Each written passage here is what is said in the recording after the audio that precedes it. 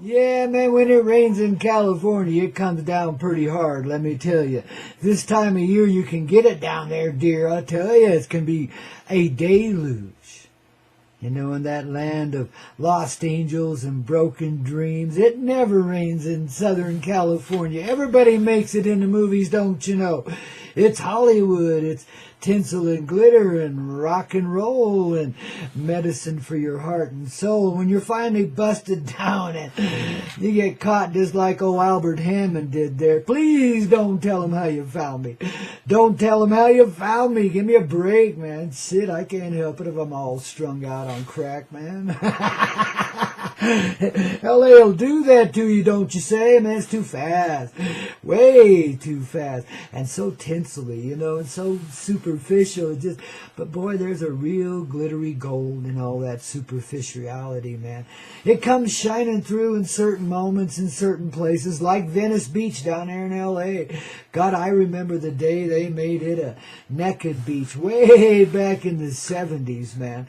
Wow, it was a riot for a while. Then they had to change the policy because, well, you know, the Lost Angels couldn't help themselves. A bunch of gawkers and gapers and hecklers. And it just wasn't a comfortable experience for those that wanted to go there and just enjoy a little nude sunbathing, a little dip in the ocean without a bathing suit on, for heck's sakes. You know, who wants to carry a little scrap of cloth with you because you got to go dive in the water? That's bullshit, you know. People just want to be free even when there's a gazillion of them surrounding you, you know. That's why Venice Beach was set free back in the days of liberty, when L.A., even though it was still kind of a war zone, hadn't quite degenerated into the place it is now. Oh, my God. I don't think any civilized person lives there anymore. Okay, I'll make allowances. There's a few of you left. Lost angels and broken dreams. But when you get to that broken dream, when you're sitting there on Venice Beach naked as the day you were born and broken, busted, don't even know what you're going to do, man, that's when an angel comes along and taps you on the shoulder and says, hey, man, I like your look. I think you're the dude for my next cosmic play. Yeah, let's get this deal underway. You want some breakfast, man? You look like you need a shower, a little perking up, you know. Come with me, you know. Come on, you know. And you slip on your bathing suit and your T-shirt and your U-Haul ass, and pretty soon you're riding around in a Cadillac limousine and, you know, enjoying the fine dining of sushi for breakfast in Beverly Hills. I mean, shit. That's the way it works, baby. See, we create our lives this way. We like the drama. We like the gritty part of it. We like the down and out, and then we get busted by the heart and find out we've always trusted it. And that's why we would allow ourselves to go to such lost places as that. Los Angeles, lost in Los Angeles is about as bad as it gets, man, yeah. Down there on Venice Beach. But, ooh, there's that guy with the game show ticket. And he just walks right up to you and hands you one for the prime seat and The Price is Right. You're going to be on stage and make $10,000 today. Oh, maybe $25,000 if you sell that, you know, convertible for a cheap price, you know. You see, it always shifts. Right when you think it's gone, it's back. I remember one time, and it's not exactly the same vernacular as what we're talking, but kind of is, you know. I'd just been, oh shit, I hate to say it, but taken advantage of again by a business partner and just screwed royally. And I was so disgusted with the business world. This was back in the early 90s. Oh, I was going down in flames, but coming back from the heart. See, back to that hard place again. But out of that comes the softest reality there could ever be. And a truth began to arise in me as I went down in flames. And I was so disgusted with my reality, I said, screw business, screw trucking, I'm done with it all. Nobody appreciates it anyway. They just want to take advantage of you. A bunch of damn vampires. I had enough of that shit. You know, I'm going back to my agricultural roots where it's simple. I'm going back to the ranching life. I'm going to find me a ranch hand position of one sort or another, man. And one long story short, I did. And this ranch just fell upon me out of nowhere. And it was a gift from creation such as I'd never seen before. A sparkling little place that I developed a partnership with the owner of, and we were going to develop a guest ranch, etc. But anyway, long story short, I wound up with 3 of the most precious and turning years of my life. I hit that hard place. I'd been screwed 3 times in business to the tune of 6 figures and then some, and lifetime contracts had been abrogated with a blink of an eye. People just were not reliable anymore. This is early 90s, about 92, I would say, when this happened. Yeah, but that's what got me underway. I wouldn't be here today if I hadn't found that hard place again and been forced by my own reality in a Magoo-like sort of way to go live in paradise for a while. Yeah, babies, because that's what that little rancho was. I was surrounded by mountains, wildlife, nature, and I began to remember my own nature, and I began to find my heart. And in my dying moments, I came back to life. Magic, pure and simple. Out of the darkest places comes the greatest of the human races. Yeah, the completion of it all. That's where we were turned in that time, by some real skullduggerous, nasty-ass, stealing, thieving, conniving sons of bitchin' people. To add a little colorful description to it, that is. Oh, but darlings, out of that wild night comes the great daylight. I tell you, babies, when you hit hard bottom, you have found the top. So, don't go out there and crash yourself just to make it happen, because that don't always work. And you might have a little harder bottom to go to yet. Let it come to you as it does. But, when those moments come, embrace them. That's an indication that the light explosion is on the way. It's part of that bigger picture thing I've been talking about today, It's the way we really work. It's the way we really operate. How we design and engineer our lives from a heart level to be just what we need, the medicine we need in any moment given. And sometimes not always in a real pleasant sort of way. It hurts like hell. Yet out of that hell comes paradise each and every time. And huge turnarounds occur because you get screwed over by somebody. Your agent takes all your money, man. Poor old John Fogerty. I think of him down there on Venice Beach for 30 years. Naked, broken, alone. Couldn't even sing his own songs anymore. Because of a bunch of damn thieves. Well, the music industry is fraught with them. It's amazing. Out of all that bullshit darkness, we can create such great light. Musically, look at the tunage. The music therapy that we play here every day makes your heart so large.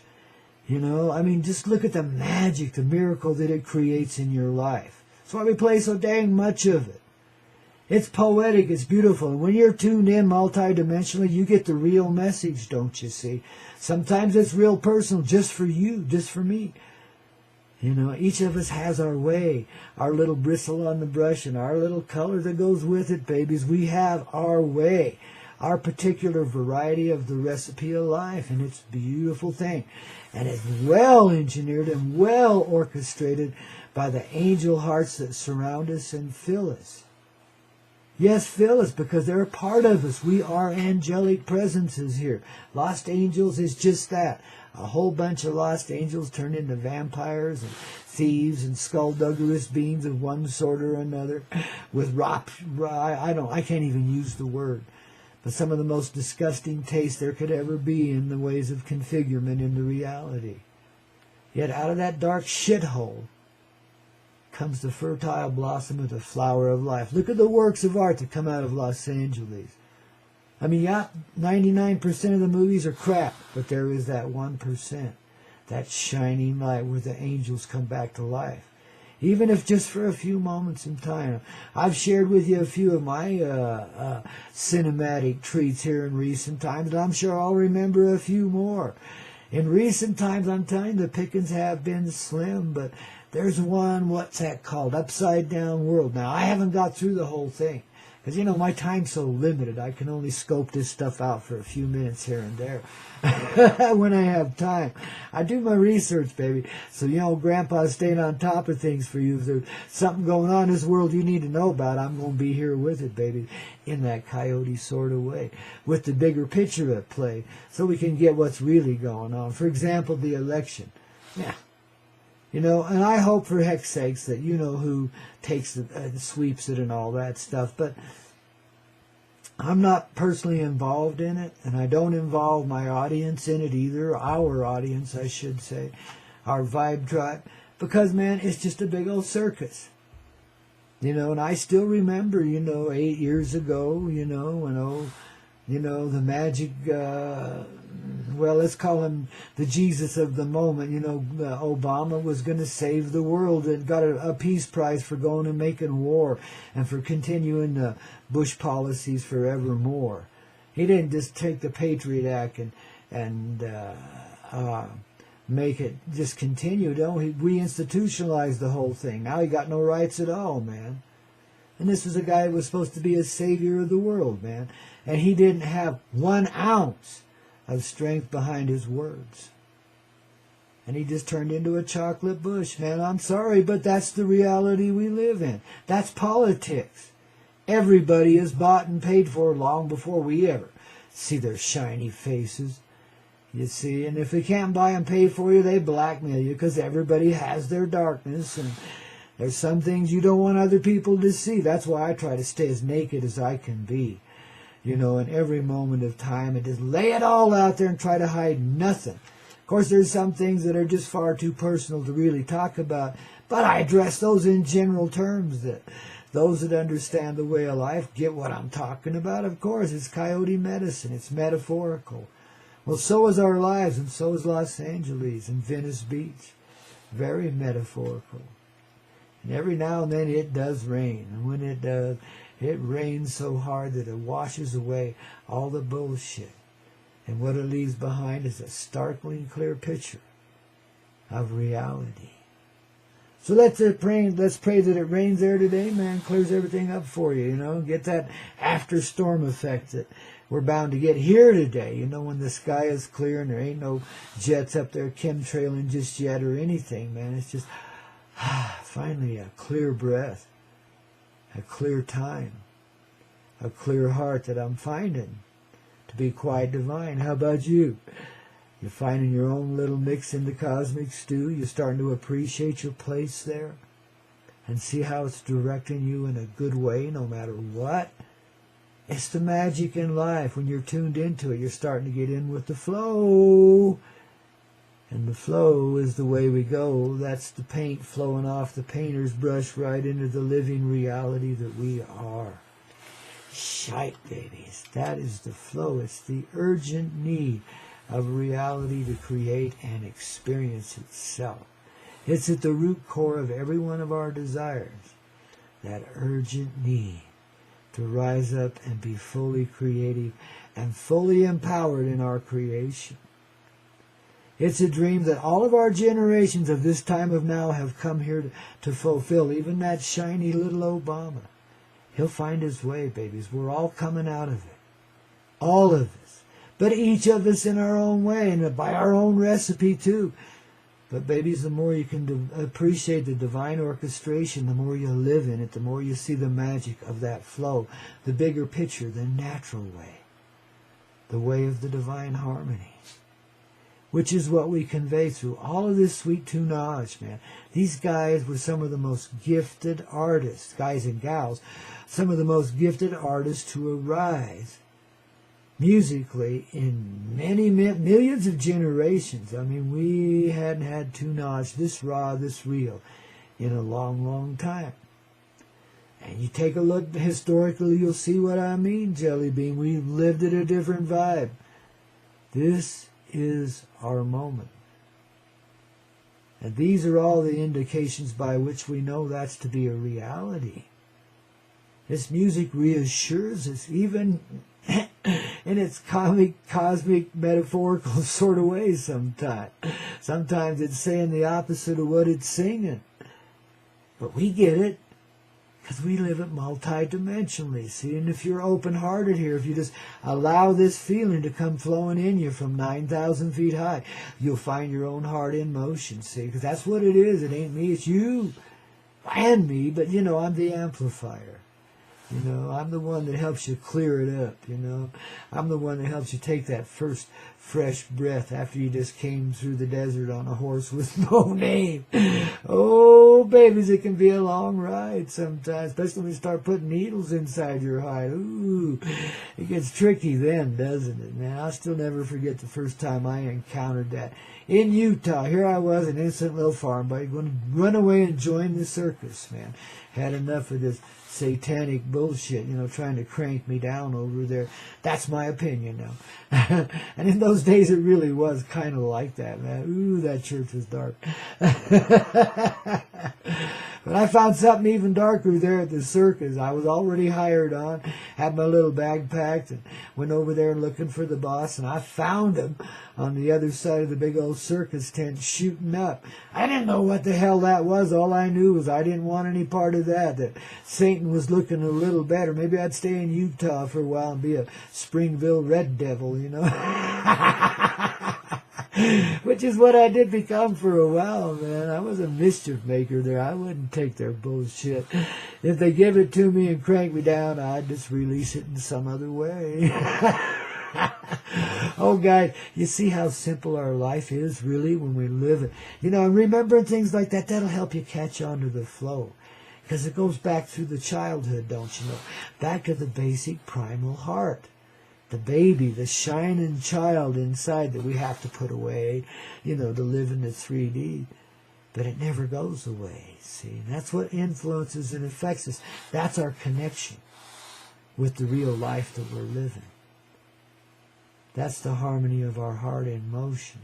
That's the innocent eyes that I speak of, that like are at the top of the pyramid. And not only do they see all, be all, they live it. They are it. That eye is the baby innocent child, the eyes of the innocent child.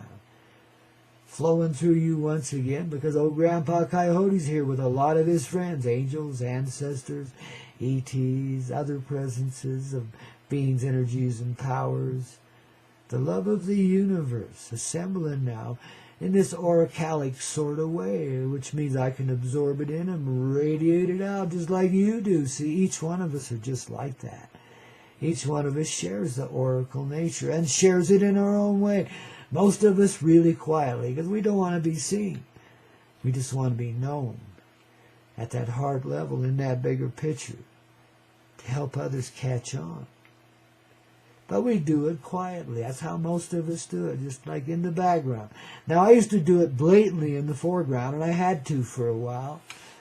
Well, I guess I still do in a way in this Coyote Medicine show, but it's all wrapped up in the coyote, don't you see?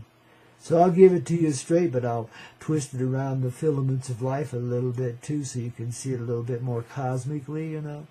So in other words, I make a lot of good suggestions here as to the direction of the infection of your heart and which way you got to go to get that good start, etc. I share the picture, the dream, the reality that we all carry.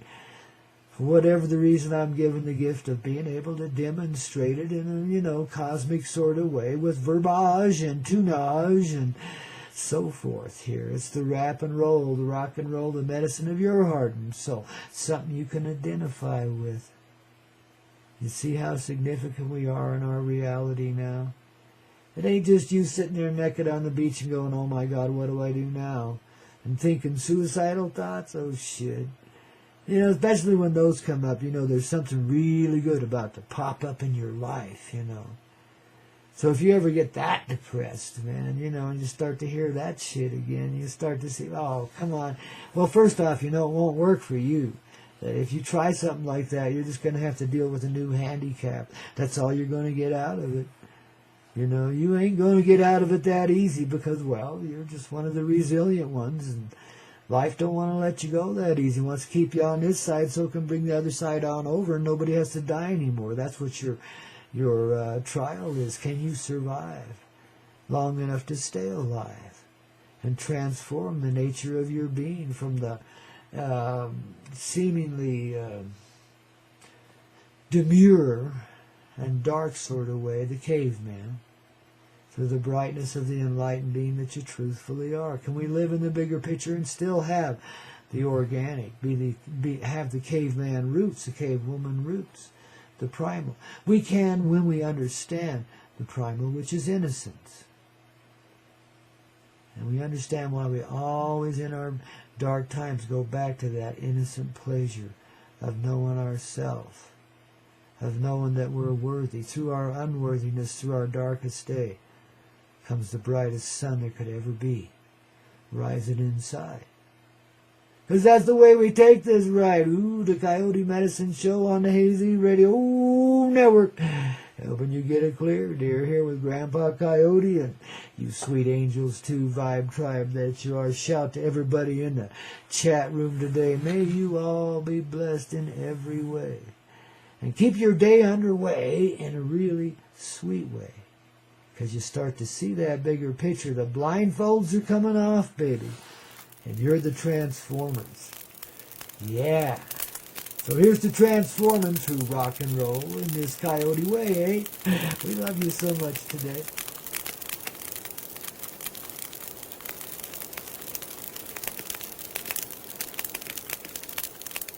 Oh, the dreams of the young and earnest, eh? Your kisses on my list and then some, wouldn't you say? Oh, baby, we all have our dreams. And our little schemes to fulfill those dreams, but they go on in kind of a quiet way, and sometimes it gets a little skullduggerous, wouldn't you say?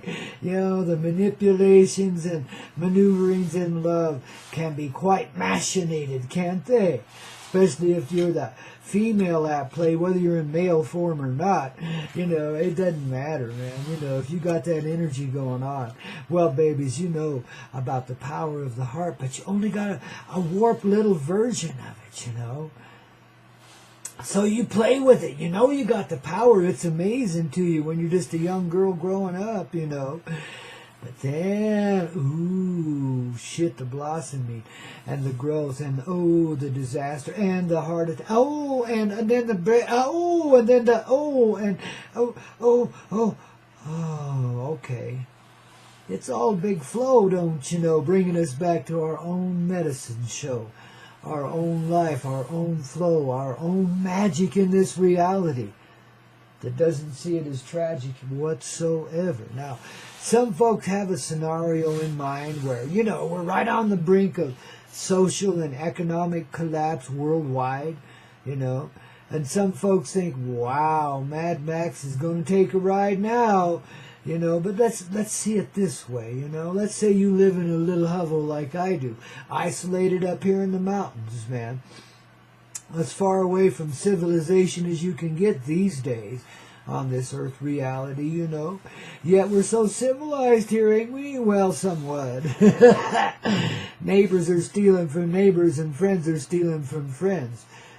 But here is where it just begins. And that's a minority here too, by the way. The good-hearted folks far outnumber the silly ones. But here's the recipe, the formula, the magic that we're being directed into by all of this anxiety in this reality, the inequity that tries to equitize itself by stealing from itself, etc.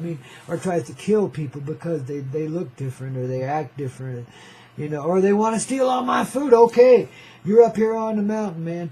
You're surrounded by an angry mob that have AK-47s and shit. And you think might see a bazooka on somebody's shoulder over there. And these folks know you got quite the storehouse of food inside. And they ain't going to let you keep it to yourself. But all of a sudden, as they're approaching you, coming up the hill, and you're watching this vision, let's say, through your front doorway. You got a nice glassy window there, let's say. And you can be seen fully present. They could shoot you any time once they get a little closer, They're just a tiny bit out of range yet, but they're coming right up the mountain. And they're aiming for you, and they're going to take it all away, right? And all of a sudden, in your dreaming heart, you see a vision of a banquet table arranged in a semicircle around you, a huge semicircle. Let's say it's like 150 feet wide at its widest points, And there's an abundance of wild turkeys all baked up and all the vegetable treats you could ever think of. Of course, nobody had to die. The wild turkey's made out of, the same stuff that life is, light and love. And so we didn't kill it off. We just made a representation thereof so the pagan godless pigs could have what they need, you see. In other words, the challenge in this reality is to bring forward your creative heart, to no longer visualize anything as something you need to fear, but something you need to deal with, dear. Just take care of it. Let the heart get in motion, get out of the way, let the mind shut the heck up. And let the brightness of day shine inside of yourself, and baby, whatever they're trying to steal from you, you're going to provide with such an abundance.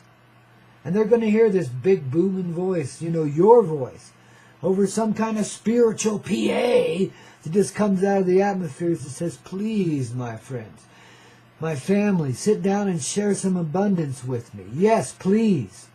Have it all, man. Eat to your heart's content, and when you're filled, let me provide showers for the children and the rest of you too, and some new clothing, some new threads to make you feel better. And babies, if you need a place to stay tonight, we just built a great big old doggone mansion down there in the valley below where everybody can go and get a warm bed for the night by themselves if they choose to be, or however you want to be there in this reality. There are no rules. We know the heart regulates it here. And we know because we're generous, dear, that you are too, and you'll always share only love. And the weapons disappear. The hate right along with it, the desperation driven of the hate driven of the desperation, same thing.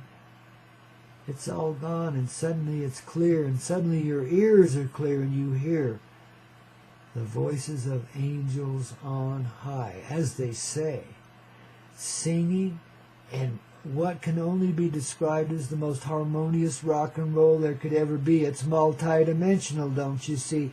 It takes the little bit we share here on the Coyote Medicine Show and expands on it exponentially. The same way you do in those trying moments, see? And now you're being trained into it. Some folks think that video games and all that violence is about training kids to, pilot drones and shit and get into the modern modes of warfare and be callous about it. You see, don't even feel the lives you're taking, in other words. But the reality is just the opposite, like most is when you start to get the bigger picture here. It's all about finding your magic. See, you tune into that electronic reality, same way we do here for Little Coyote Medicine beginning of the day, eh? Coyote Medicine Show with Grandpa Coyote and a whole raft of angelic friends, etc. You included, baby. See, we're all getting it on, man. And what we're learning is our magic, see. When you get desperate in that video game and you got to gun down a gazillion of the enemy, that's maybe when your heart will say, hey, let's look at this a little different way. If you just slow down a tiny bit, instead of, action-reaction, uninvolve yourself this way by loving the moment you're living and the experience that it's given you. You're not really killing anybody. It's just an illusion inside of a video game, right? No big deal. Yeah, right.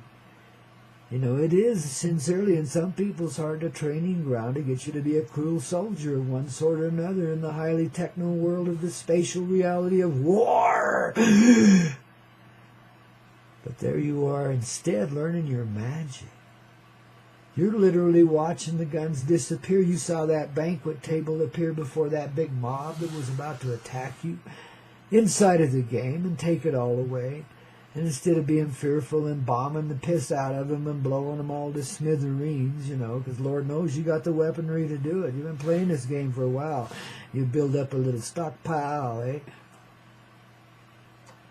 See, we know how it's done here in the rising sun. We know what it's really for. Do you now? Do you start to understand why even evil things are there to help you find a different way? Sometimes we go to the darkest places to find our greatest graces. And our real graciousness arises in our compassionate heart. We know how to stop the theft in this world immediately. I don't care how desperate and drug high somebody is. We can stop it. by providing whatever it is they need, well before they go looking for it. You see, and we could do it materially right now in this stupid-ass materialistic way. And, get the government or the churches or some charity or something to provide it all and just fund the son of a gun and get it on. Or we could be part of the creation that builds it. But definitely we be the creation that lives it. And when we live it, then we don't have to do all of that. Our heart knows what's required and it's simply provided. It's plasma technology and then some, see.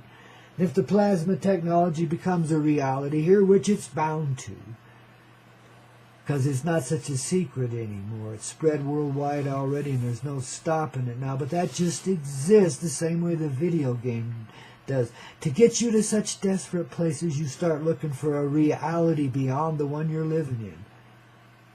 And the magic in that can help you get it right. Because your heart grieves for every life you've taken. And it's been taken from you by the cruel violence in this world.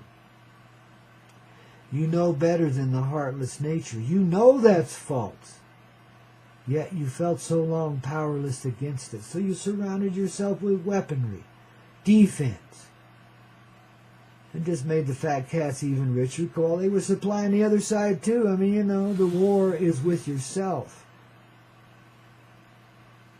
We don't have to live it in that vampiric way, but the vampire exists to show you the way, which is opposite of the way they play. It's being so compassionate. You make the fat cats as rich as they want to be, and they don't have to practice no skullduggery. Hell, just pile that money up in their front yard, truckload after truckload. Send a train. If they can manufacture money, we can too, you see. And if that's what makes them happy, well, shit, there you go, man. How much more do you need? How much, you want to be the king of the universe, queen of the universe. You already are, okay? So don't piss with us anymore. Just have what you need, and we just even the score. You see how simple the magic is? How pure it can be? Of course, between here and there, you've got some discovery to go on now, don't you? And that's why all the suggestions of free energy and secret space programs and all of this shit exist in the reality that we play in. It's telling you there's truth beyond what you know. And yeah, that it's been hidden from you, and people have been playing games with you since day one. So much so that you become a gamer yourself. And don't know any other way to play it. Love seems like it has to be manipulated and controlled. It can't just be a flow now, can it? Somebody might take advantage of you. Look at me, I've been taken advantage of business-wise. Well, in the love area too, in a sense, but I don't ever see it that way. Magic is magic, and when you love, you love. And if it's just for a moment, God, make it the best moment you can possibly get out of it. Because that might be your last time, baby. Because each time it is, baby. But then you start to realize, hey, this flow goes on forever. What we start here is a trickle. It's like the tiny drop of rain or melted snow up on the mountain, the beginning of the river of life right there. And everything's in that beginning. See, that's where we are, babies. We're about now to go through the full experience of life. The minute we begin to let the pressures around us release us into our magic, our creative heart that knows and sees in innocence. And this is where everybody misses it. In the childlike innocence, it knows and sees its own creation in motion and loves it and is that creation. It's living in all of it. That's us as one heart in every personal life being lived here. I know it's so crazy, but it's so cool at the same time. See, that's why she gets us high. Because you got to be high in order to expand a little more and understand the real medicine going on here. Because what goes on here in 3D is a restricted vision. It's like a black and white movie with no sound and no music, and the orchestration comes from a drunk piano player that couldn't hit the right note if she tried. That ain't Sarah McLachlan or what's her name? Oh, shoot. here I am being an old hippie and I can't even remember Carole King's name, you know. Talk about a keyboardist, there you go, man. And a voice to go with it and a heart behind it. Angels everywhere in this reality. You start to wake up and look around and you start to realize how we've machined, machined, in other words, and engineered the whole aspect we live in, and that we're continually refining it as we go along. So in that sense, there is no nirvana, but there is an awakening. And nirvana is something we always seek forevermore, because no matter how nirvanic it gets, you can always get higher. See, that's what the drugs are telling us. What does it do? You get a high off of this one, you say, I wonder if that one will get me even higher. And the next thing you know, you're strung out and your whole life's shot and you're bankrupt. Time to start over again. Whatever the drugs were giving you wasn't quite enough. At least you lived to tell about it, and here you are right at that beginning moment. And in your moment of desperation, bing, you give up all the addictions. I mean, you don't even feel it. You don't even know it's there anymore. You found the magic in a desperate moment. It seemed like death. And it is a death, because what do you get in death? You get the light. You go back into the love. It's there all the time. Death is an awakening to the conscious presence of the truth of your life, then, in other words. Only you're still, wow, habitating this body of something. Holy cow, but I think it's about to change, don't you? Just like the magic around you, too, man. See, and then the thieves come out at night and go looking for shit, but the shit finds them before they can even go looking for it. If it's drugs they need, they got plenty of. You want to get higher? Try this one. And the last one is the one that gets you the highest, which isn't a drug at all. But when you let go of your need to be drugged up to do anything, when you can appreciate a high no matter what form it comes to you in, when you no longer make distinctions and divisions between people because of their habits, when you see everybody in the same cosmic game playing their own particular aspect of it, then you start to see the symmetry, the poetry, the beauty, and the wonder of our life, and why it's called love in motion. You see, that's what it looks like, looking at it from the wave on the ocean, and the vapor that rises from there becomes the clouds in the air and flows on the spirit winds to the inlands, where it begins again, the rain upon the mountain. Wearing the mountain down at the same time, drop at a time. Beginning of life once again. No longer frozen in this aspectual thing we call time. Because in the magic is the moment that we live right now. And if we see it this way now, we see it that way forever, because that's right now. See, we don't have to look to the future or the past to arrange the change. Just be present in our creative flow in this moment of time. And then you understand what being high really is, and what the drugs could only suggest to us. You see. But don't be afraid, now that you're free of addictions, to allow anything to come and speak with your soul presence, your heart, and help you understand in a different way. See, we rise above the requirements of this life, and we're no longer habitated in a world where it's legal or illegal or stupid or dumb to do anything. Because everything, whatever it is, comes to you naturally in what I call the flow. And if that happens to be a narcotic substance, it's a hallucinogenic or something, well, maybe it's there for a reason. Talk to it, find out. You know, you don't go there out of desperation anymore. In other words, you're not trying to kill the pain or strain your brain beyond this reality anymore.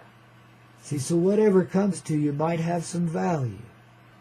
It may be something you just have to say no to this time, or it may be something you can find some agreement with, and in that agreement, rise yourself even a little higher. See, there's magic in everything, and this is what the illegal view is trying to take away from you.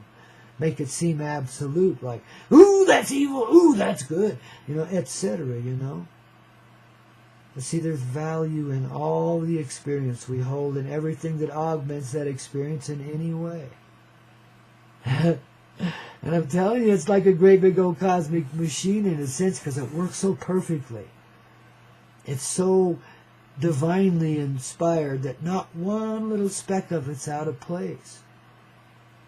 You see, we've just chosen to see it differently. We've been off in a side room somewhere with a warped vision of the whole thing, man. You know, somebody put an eclipse over our sun. It's been there for a long time. We forgot what we were. We forgot the divine. But heck, look at us now, remembered. American Pie, you never did die, just seemed to be. But you had to die. That old world of greed and emptiness and needing more than what you got and being desperate for it, that's over with, baby. See, that's the anxiety that always created these unloving things, or seemingly unloving things. Again, the great lessons are learned in the desperation. In the desperate moments of time is where we really find the divine. And now you know why you're having trouble letting go of all that shit and why the community's getting fractured around you and becoming more oppositional. It's clinging harder to the past because you know that worked and you don't know anything else yet. But because you're there in the midst of all that chaos, maybe you can share your wealth a bit, eh? Maybe you can spread out a banquet table of understanding. And maybe these folks will hear a quiet voice in their heart that says, come, eat, and participate in my heartfelt reality and my abundance. And know that love is unlimited and unstoppable and has no restrictions or requirements. It just expands and grows forever. It's like a cup of coffee that stays hot forever and mine's getting cold. Heat this coffee. And my heart's growing old, but it ain't tired, baby. And it ain't wired. And you know what? When I say old, I'm talking in terms of time, the billions of years we've threaded in and out of time. But I've been around since the beginning, ain't you? I thought so. See, an original family knows its own heart, whatever form it takes and whatever age or generation it's in. There's always that time when we finally wake up and see it. Oh, Magoo loses the blindfold, you know. And, wow. The vision of life as it's truthfully lived.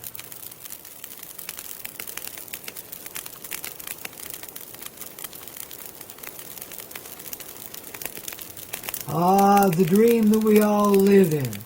No matter what happens in this life or how far away we're taken from it, there's always that dream, that little glimmer of hope left in the most hopeless of souls living a human life.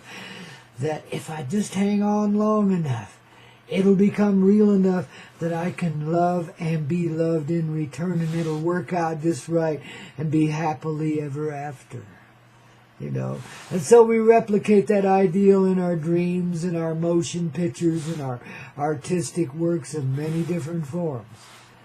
We perform before ourselves a nirvanic experience all the time, portrayed in all the artistic works around us of one form or another, which is the artistry of our own life reflecting back to us and help us understand the truthful nature of the artist within ourselves, within the presence of our human person, flowing along in a unified sort of way.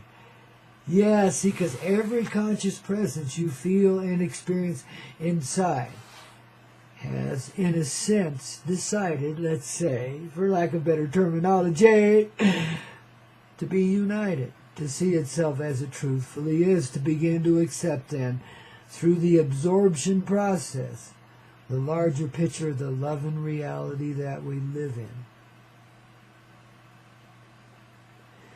And because we can do that, we unite the genderic presence inside right along with all the rest of us, that which we experienced as extreme polarities.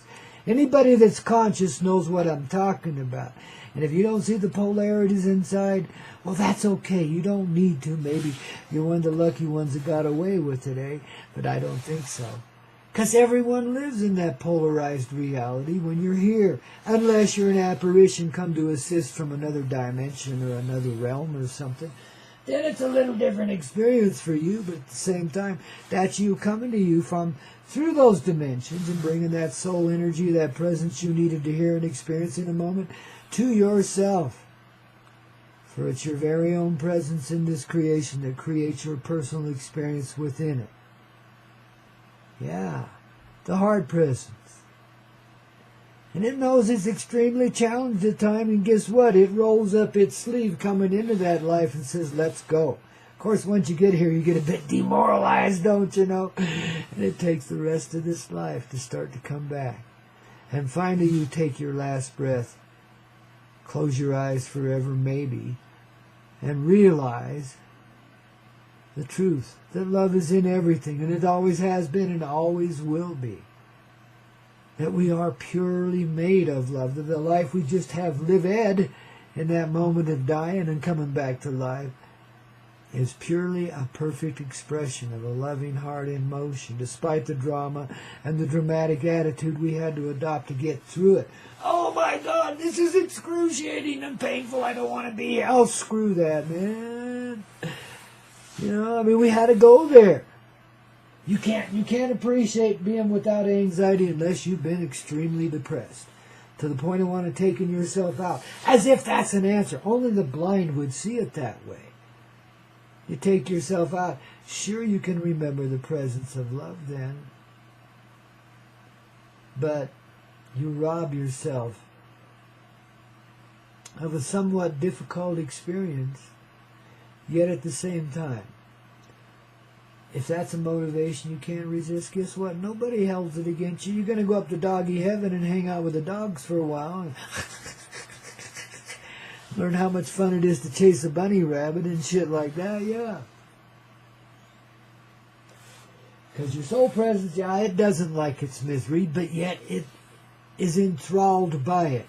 It is greatly enhanced by it, you know. But this is what you're going to see before you check yourself out of this reality. And guess what? The death option is not available for a lot of folks here now. And I think that list might include you. I know my presence maybe too. Because we've sure been around a lot, man. And it just keeps coming back to life. It just won't let us go off and be, you know, fluffied up in mama's love again. No way, babies. You got to find it and bring it in here. See, this is what we've been waiting for. See, we're like that experience I was talking about earlier where you're doing the video game. And then through desperation, you know, you're boxed in, you're cornered, you're going to have to kill 20 billion to get out of there. And you just don't want to do it. So you create it a different way and the machine responds accordingly. See, it's how we discover our magic out of our desperation, man. In the darkness of night, there's always the starlight and mostly the moonlight to remind you of the direct way, but it's always reflective, and of the reflection that we are. Why do you think we get romantic when we only experience the sun as a reflection? Get horny as a dog in the full moon, don't we, baby? Yeah. That old romance comes up, and man, next thing you know, you're in trouble, don't you know? Because the reflective reality reminded you that you're really loved. It softened it up a bit. That's the effect of the moon. It takes the direct sunlight and refracts it in more of an, what do you call that? Kind of an obscured sort of way. And kind of soft and fluffy, you know. And when it softens up the light, then you start to remember what's right. And then you feel the primal urges to return to the mother love that you seek. In the father, if you're the other, you know, it's all been a genderized thing, yeah, but again, that's an experience in polarity. See, there's magic in that kind of duality, but it's not a duality at all. Yeah, we got 2 legs, 2 arms, 10 fingers usually, that kind of thing, man. You know, hair, a beautiful smile, a presence that goes beyond physical description, a magic, a sparkle, an energy that some of us call a life that we can really appreciate inside. It starts as a little magic right there in the center of your chest and starts to unravel. the way a clock spring unravels when it's been twisted too tight and it breaks free. See, we wound ourselves down to the point where we could only do what? Break free, unwind it, see? And now we go through all the strange horrors and terrors and stupid-ass things in life that we had to go through to get here to where we are right now, and we bless them. Right along with all the precious moments of tender love and care that we managed to share while we were here. It might just be the touch of a finger. And in that is the full presence of the heart expressed. Two people that recognize one heart as the other. And see beyond the generic and experience it, in a triality. Now that's a true union. Because in the triality is the secret of the oneness. And seeing beyond the triality, then you stretch yourself out into the creation that you experience. From the purity of the crystalline love, of the pyramidic love the triangle represents, you see. Why do you think the Illuminati kind of steal that as their symbology? Oh, we're the tough guys on the block because we see everything. Strange thing they would call themselves illuminated when they practice such dark things, eh? And nobody believed in them until they became all too apparent in this reality. It's like World War II never was through, and here's World War III ready for us, don't you see? And again, you can't make war with your own heart. If whatever it is that somebody seems to be missing, they got to go make war for to get back, we just give it to them from the full generosity of the universal heart. We will gluttonize this place so greatly that they'll all look like Jabba the Hutt, fat on love, man. And they just won't even have a feel or an urgency to even get out and do anything, let alone go try to make war on each other. That's what's love meant by make love not war a long time ago, that motto that we lived by and still do if you're a hippie too. Make love not war. Because we are that love. When you recognize that, then you become that, and the war is over. And you can establish yourself as a peaceful being. Hey, I'm working on it too. I still, ain't no rest for the wicked, and I ain't exactly been untwisted, now have I? We've exhibited a lot of my nakedness to you, now haven't we? In an odd and obscure Coyote sort of way that's very direct, wouldn't you say? See, that's the thing we miss in life, is the direct and simple picture. The living place that we are and our speck in the creation of reality, which is all of it around us too. Without us, there's no light, there's no life. There's no experience in it. We are the center of our own universe already. But it's been like a baby love, and it's been contained in like an egg-like container that we call an auric field. That's where all your energy and perception's been, mostly. Mostly, I say, because you can't extend beyond it. We're humans. We're capable of anything and everything. Because we are a love without limit. But we had to take on the chains, the ball and chains, the harsh reality, in order to even appreciate the freedom to create, let alone to be that creation, to live in it. In other words, as our personal experience in it, and as the grander experience in all. This is what we rekindle when we establish relationships of one sort or another between each other based on love. And there's always that genderic or polaric representation. But see, to see beyond that illusion, we've created some real clever deceptions in this reality. That when the dawn comes and people are awakening, these deceptions can then be revealed, Untruthfulness has been across the board here. And it doesn't mean the ever-present lie. It just means ever-present deception. Lies are told inside of deception, you see. You can't tell a lie if you're living in truth. You just can't. You can't live a lie if you're living in truth. Such a thing does not exist. There is no counter weight to love, none. So we've chosen to experience it in what we call duality. We separated ourselves from the third element, our reality, the creation, the love in it, and pretended to be something of a different sort, though loving beings and respectfully so, as much as we could muster in any moment. And sometimes that was a pretty sad representation of the shadow of a love that we held in our heart. And it could be grieved. I mean, it deepened in grief. But in the grief, we found the pleasure of pain, the bottomless pit, the place where it seemed like our agony would never end.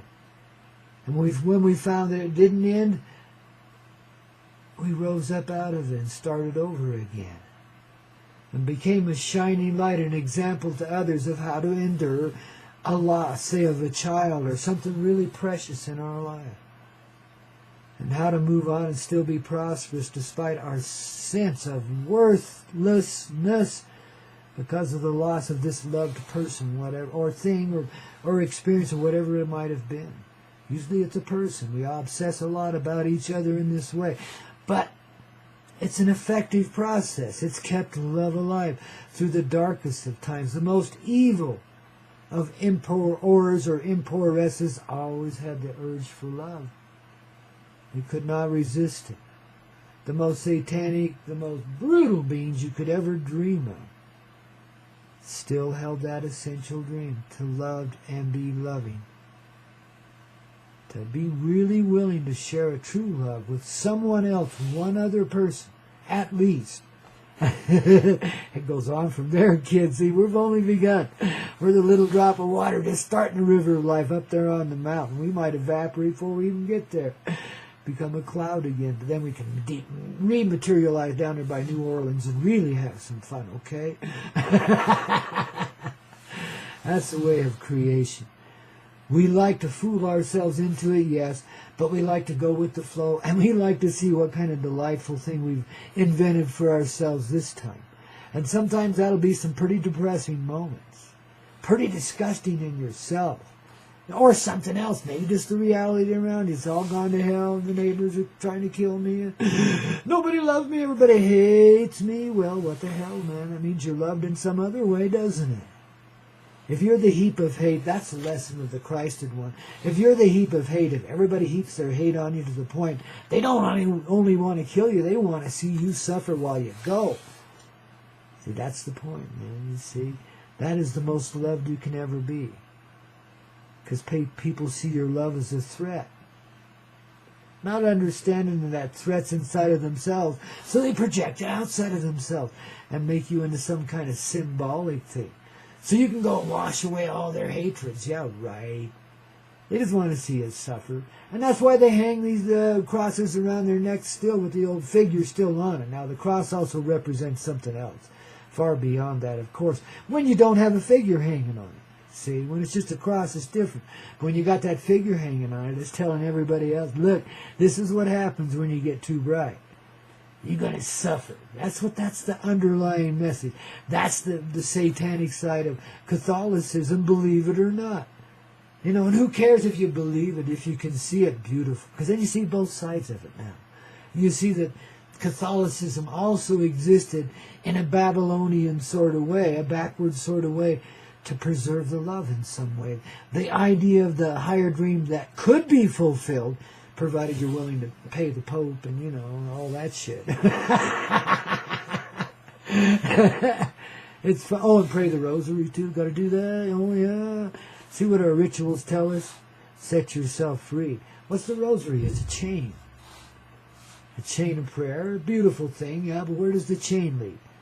Well, when you see the chain, you take it off, because you got hands and, you know, eyes and a brain and all that shit. You know how to undo things, you know. And you set yourself free. See, that's what rituals brought to us. And that's what it suggests to us. Just another way to contain energies, the same way that our abject lovemaking has been. And I call it abject, yes. Though some pretty incredible moments have happened there, it's still abject. A shadow. A suggestion of what could be. A tawdry experience in comparison to what the reality is. And we only know that in the moment of death. When we come back to life. In what we've lived of as the past. Because right now, the death is alive inside of us and we're not dying, are we? See?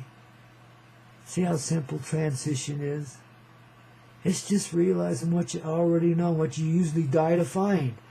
Because you can never quite fulfill that dream here. That's the funny side. That's the Koyote side of this existential creation of 3D. Yeah. See, because it's always robbed of you. You get everything. Right now there's people at the pinnacles of the economic reality, the unstructured reality that seems so structured, that are finding that out, or have found it out, really, that you got everything, you got nothing. You got no more than anybody else. And if there's somebody out there that's starving and so forth, that's just the way it is, and that's just the way it's going to be, you know. And, darlings, we'll just set you free as quick as we can, don't you see? Because you're ready for it now. See, when you see the chains, when you see the slavery built into our love and our love-making, then you can feel that grief, that sadness, that it couldn't be better than that. Yet then you see, because of that judgment you just made on it, you see past it. And understand it's beautiful. Whatever it's been is what it will always be. And it's beautiful. Even if it's a tiny millisecond of connection, of awakening, of awareness, that's enough. Even despite all the dark drama that surrounded it, and all that led to it, and all that led from it, etc., etc. Now we see it in that little bigger way. It's a blossoming process. And then, you know, getting the seed to blossom and grow, sprout out, and so forth. There is a process of maturation, of maturing through the time as things, you know, we call it shit, but I call it fertilizer, man. And the elements in it, you know, even though it's stinky refuse for the moment, break down and become pure essential life, the elemental things of which life is made. And then the light grabs hold of it and creates it through the plant life into the reality of the blossoming flower. You see? Now you understand a little more of the nature of the dark experience here and how that's leading right to the light. And why some souls have felt so compelled to be that contrary in this reality. But therein is the source of forgiveness for yourself and everything else that surrounds you.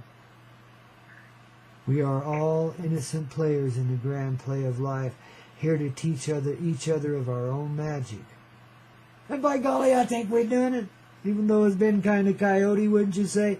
Well, Koyote is the way of our ever-loving day, in which there is no night. There's a little shadowy contrast. Hell yeah, that's right. We like the glimmers and the sparkles, and sometimes that takes a little darkness to see, doesn't it? I mean, in the blue sky there ain't one star sign except for the sun, right? It's the only one, right? Well, that's a living truth, and that's proof, too. That's daylight. One sun in everything. One light in everything. One love in everything. Lesson of the blue star. Hey, aren't you glad you're riding in the back of the car, not having to drive anymore? I'd say so, baby.